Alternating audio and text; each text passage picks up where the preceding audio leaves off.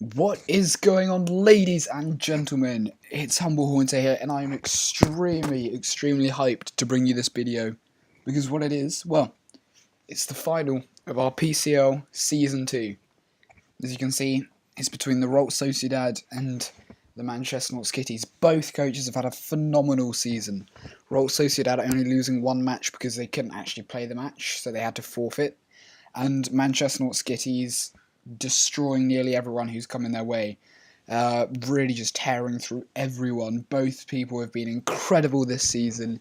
Both people have put on amazing performances. They've looked confident the whole time, and really this was a match that had to be the final. There was no two other people who could have been in the final for this match, you know. These two haven't faced the season as well, which makes this match even bigger.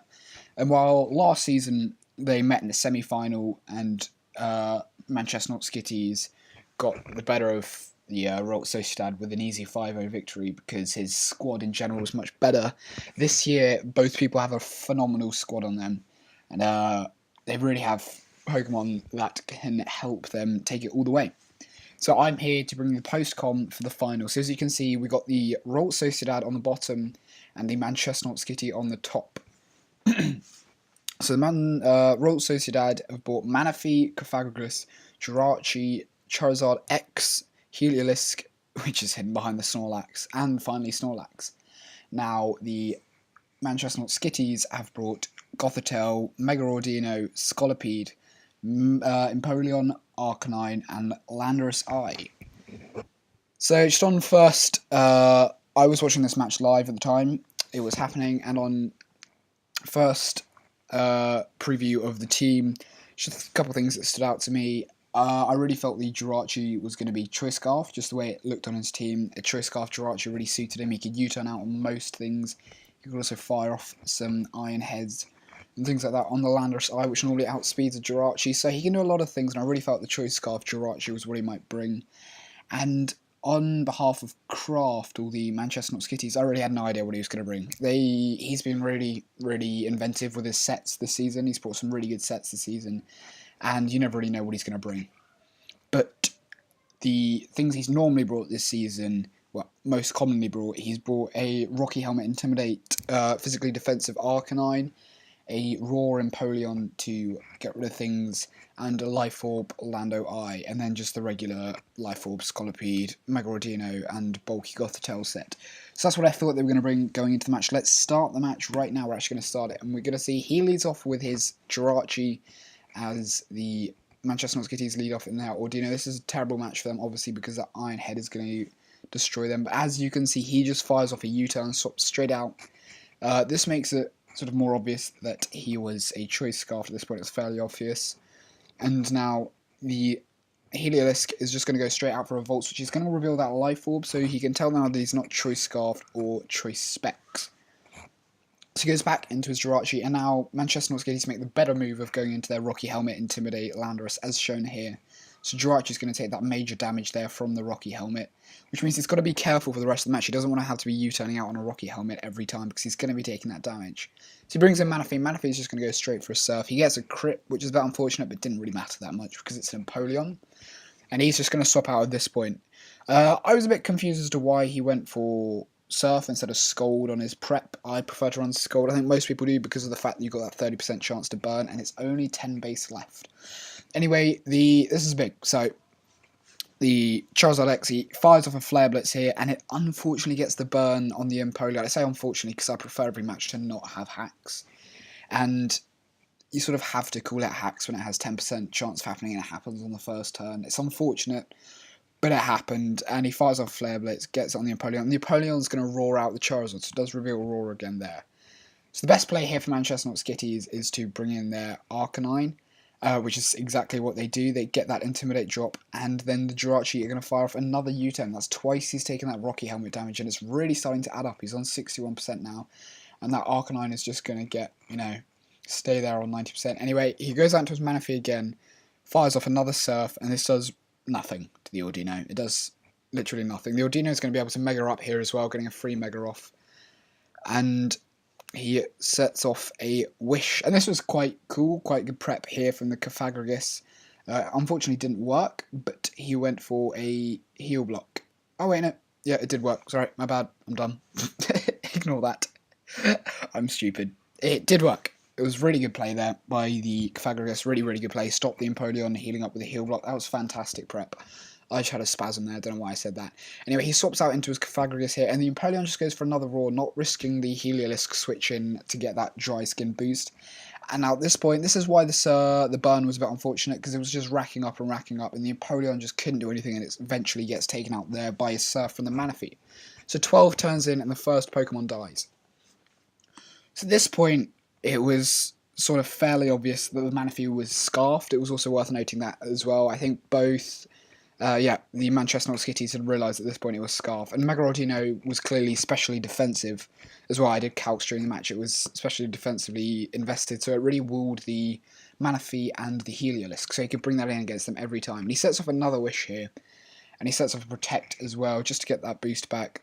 The Machamp's going to go for a Will-O-Wisp there, but because he's protected, he's not going to do anything. Stop. I'm in Pythagoras. I always see that name and think Machamp. He now swaps out into the Arcanine, predicting another Will-O-Wisp, which does not come because this is a very good play from Ralts Sociedad. The Will-O-Wisp was fairly obvious, but the Arcanine is going to be able to take that. It's not going to do much, and he can just Morning Sun up, getting that health back. And the Pythagoras isn't able to do much here, and he sets up a heal block there to stop him going for a Morning Sun. It's interesting that he kept his Pythagoras in, because if you look, he really doesn't have any answers to a Life Orb Scolipede other than this Pythagoras as well.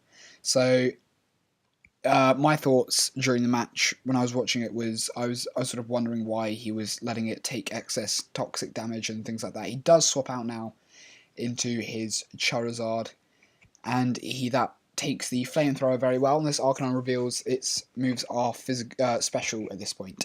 So he just roosts up, but the Arcanine reveals Dragon Pulse, which is quite impressive prep, but it doesn't do more than 50%, which was a shame. He's sort of hoping for another crit here, he doesn't get it, and the Charizard fires off a Toxic, so he's going to be able just to roost up here, and the Arcanine's going to swap out, obviously, because it doesn't want to keep taking that Toxic damage. In comes the Lando Eye, there's no way a Charizard's staying in, he goes straight out into his Heliolisk here, and the Landorus Eye goes for an Earth Power. So I talked to Ralts Sociedad after the match, sort of asking them why they did this move, and he basically said he was just sacking it off. That's why he did this. He didn't have anything to take an Earth Power, and he said he wanted to sack it off. So Landorus Eye claims the second kill of the match, 22 turns in. Now the Ralts Sociedad are going to take this opportunity to bring in their Snorlax. And this is when good prep is key in matches. This is the moment. By the looks of it, the Snorlax was probably Assault Vested. The way he brought it in there, you really get the impression it's Assault Vested. He probably had Ice Punch on it as well, just to take on the Landorus Eye. And you really wouldn't have thought much that the Landorus Eye can do. So he swaps out here into the Gothitelle, and he just goes straight for the Body Slam, predicting that swap there. And he gets the Paralysis. That was another big moment here. So he gets the Paralysis on the Gothitelle, and he goes for it again, and it does 42%. And the Gothitelle gets paralysed. I talked to the Manchesnaught Skitties after this. They said they went for Trick at this point. The Gothitelle had a Triscarf, and they said they went for Trick. If that had worked, that would have been really, really good in their favour. But sadly, they got paralysed. That is, again, a bit of hacks. I don't really know how much it would have affected the game, though. And the Gothitelle is taken out. So now, in comes the Landorus Eye, and this, like I mentioned earlier, was when good prep came in to play, because Landorus Eye pulls out his superpower, and that one-shots the Snorlax, and it's taken out. So that's why I said I didn't really know if the hacks came into play there, because the Landorus Eye was going to die anyway. Not Landorus Eye, Snorlax was going to die anyway. So again, there's no point really complaining about that paralysis on the Body Slam, because he also had nothing to swap a Body Slam into really as well. In comes the obviously Choice Scarf Manaphy at this point. He knows this. He swaps out into his Megarodino, which wools the Manaphy every time. And the Manaphy pulls out a U-turn. That was very impressive. It was just a nice little niche thing to have. He swaps into his Jirachi here, and here's his problem. Here's the Ralts Sociedad.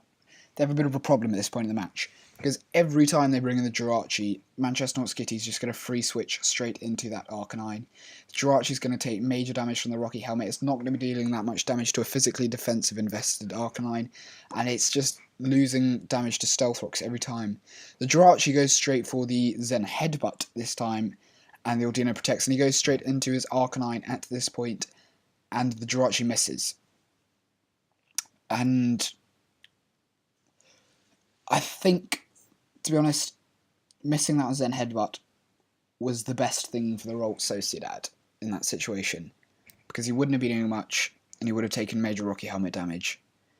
So now he goes for another Zen headbutt, deals 18%, and the Arcanine gets flinched. And he's taking toxic damage at this point, and it's looking a bit iffy here for the Arcanine. And obviously the Jirachi goes for the Zen headbutt again and misses. And this was really unfortunate here from the Manchesnaught Skitties.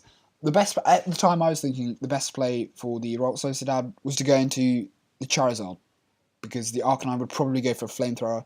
And that's clearly what the Manchesnaught Skitties thought as well, and they went for a Dragon Pulse. And that over-prediction really showed to be very, very poor for them. And he goes for another Zen headbutt here and takes out the Arcanine. So the Arcanine is gone, and that was really unfortunate. He should have just thrown off a Flamethrower.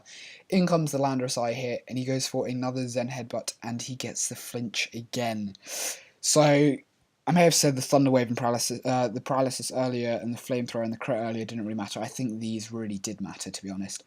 He fires off another Zen headbutt and gets another flinch. This was a bit, you know, sort of one of those things which is like, right. He brings out his Manaphy now, predicting this. Well, I don't know why he brought out his Manaphy. He probably had some mind thought behind it. I'm not saying it's bad play at all, but he swatches into his Mega Audino as well, Manchesnaught Skitties, and they're a bit of a stalemate here. But the problem is, Audino's gone for a Wish, and they see this as the problem for Ralts Sociedad, because the obvious thing that Manchesnaught Skitties want to do is get a Wish off into that Landorus. So Ralts Sociedad have to make the play of staying in and clicking Surf every single time to prevent that Landorus Eye getting that Wish off. And as you're going to say, Mega Audino is going to be able to click Flamethrower.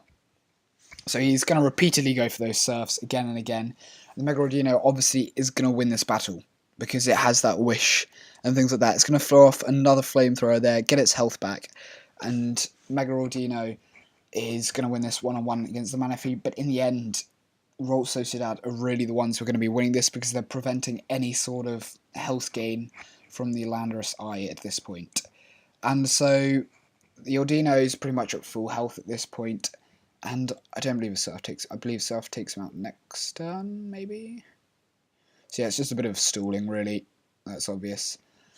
And after this, a Flamethrower takes out the Manaphy. And the Manaphy is gone this turn. So, they're now 3-3. This is a tough decision for Ralts Sociedad at this point.